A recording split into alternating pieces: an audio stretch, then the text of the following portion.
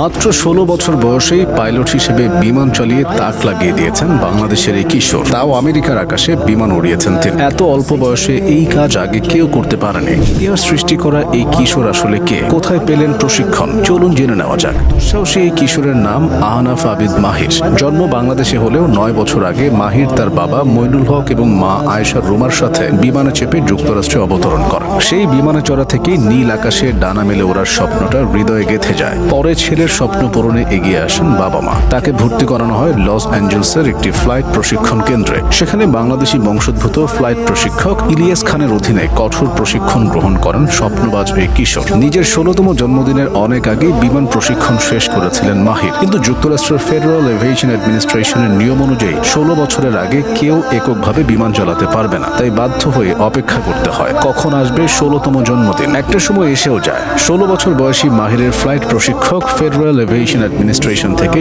বিশেষ লিখিত অনুমোদন নেন। ২০২৪ সালের ৩০ জুন সকালে লস অ্যাঞ্জেলেসের হোয়াইটম্যান বিমানবন্দরে মাহির তার বিমানটি নিয়ে একাই বেশ কয়েকবার নীল গগনের সাদা মেঘের ভেলায় ভেসে আবার মাটিতে নেমে আসেন। মাহিরের বাবা মা ও শুভানুধ্যায়ীরা বিমানবন্দরে জড়ো হন তার বিমান উড্ডয়ন দেখতে। সাদা মেঘের মধ্যে দিয়ে মাহিরের বিমান চালনা এবং নিরাপদে অবতরণ করার দৃশ্য তাদের অপরিসীম গর্ব ও আনন্দে ভরিয়ে দেয়। মাহিরের মা সবার কাছে দোয়া চেয়েছেন যাতে সে ভবিষ্যতে এটা ধরে রাখতে পারে। মাহির এখন তার ফ্লাইট ইনস্ট্রাক্টরের বিশেষ লিখিত অনুমোদন সাপেক্ষে পরবর্তী ১ বছর যাত্রীবিহীন বিমান চালাতে পারবেন।